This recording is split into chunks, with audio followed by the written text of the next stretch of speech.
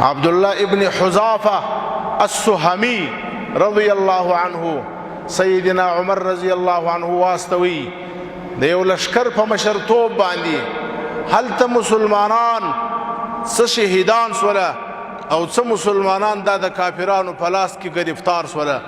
په هغو کې خپل امیر صاحب د لشکر عبدالله ابن حذافه رضی الله عنه گرفتار دی.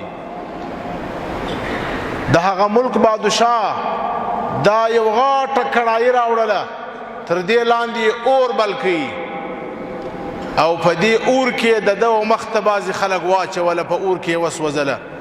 تاریخ لیکلی دی چې اور دومره ګرم و چې یو څوک به یې دا اور ته څنګه واچوي د هغه ټول اعضا او اندامونه به یو د بل څخه جدا سوله په دې اور کې، په تیلو کې.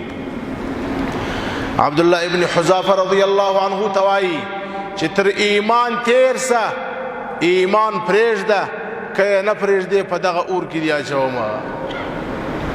عبدالله ابن حذافه رضی الله عنه ورته خندا کوي او ورته وایي چې ما د الله جل شانه په حضور کې دعا کړې ده چې یا الله تر هغو و ما ته مرګ مه راوله تر څو چې ستا پر دین باندې زما اعضا او اندامونه یو د بل څخه جدا نسي، قطع نسي. ما دا دعا کړې ده.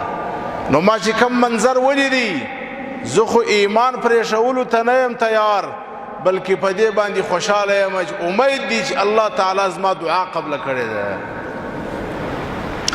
او دوهم دا ورته وایي چې دا خو زما په بدن کې یو روح دی، زه په دې افسوس و ارمان باندې یم چې کشکې زما په بدن کې د وریښتانو په اندازه باندې چې څومره وریښتان دي دومره ارواحونه وایي او یو په بل پسې ما د الله جل شانه لپاره قرباني کولی، هلته به زما زړه یخ سوی وایي، خو یو روح دی.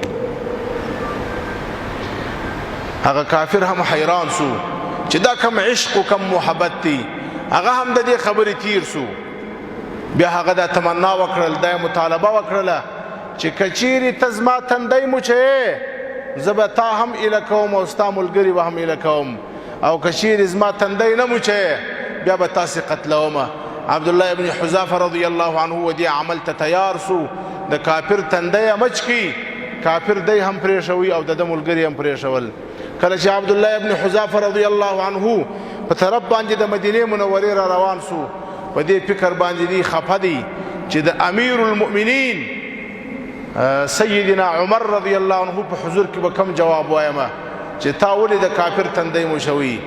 امیر المؤمنین چې کله خبر سو چې عبدالله ابن حذافه را روان دی، ټول صحابه کرام یې راویستل، د مدینې منورې څخه بیرون د دوی و استقبال ته راووتي او ټول صحابه یې امر کړله چې عبدالله ابن حذافه تاسې پر تندي باندې مچ کړي.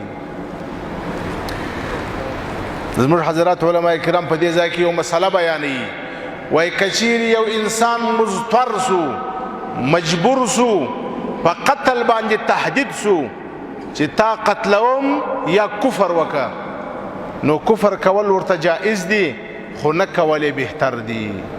نو ځکه عبدالله ابن حذافه رضی الله عنه کفر نه وکړي. او که چیرې یو څوک بل څوک تهدید کړي په قتل باندې چې تا قتلوم دا ګناه وکه که نه کوي بیا دې قتلوم، په دې وخت کې پر مسلمان باندې دا لازمه ده چې ګناه به کوي، ځکه د خپل ځان حفاظت دا ضروري دی. عبدالله ابن حذافه رضی الله عنه په دې واقعه کې دوه وارې په ایمان کې کامیاب سو. د ایمان امتحان یې دوه ځلې ورکړي. علماء کرام فرمایي کم امتحان و؟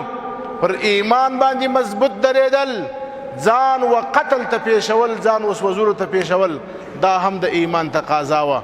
او په دوهم قدم کې چې بیا یو څوک د شهادت دومره تمنا لري، د دې دومره تمنا باوجود بیا هم د یو کافر تندی موچوي، دا هم د ایمان تقاضا ده. مسلمان خو خپل اختیار نه لري.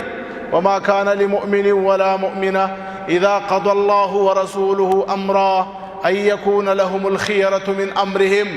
مسلمان نر، مسلمان شزه، الله جل شانه د حکم تر راتلو وروسته خپل اختیار نه لري، مسلوب الاختیار دی.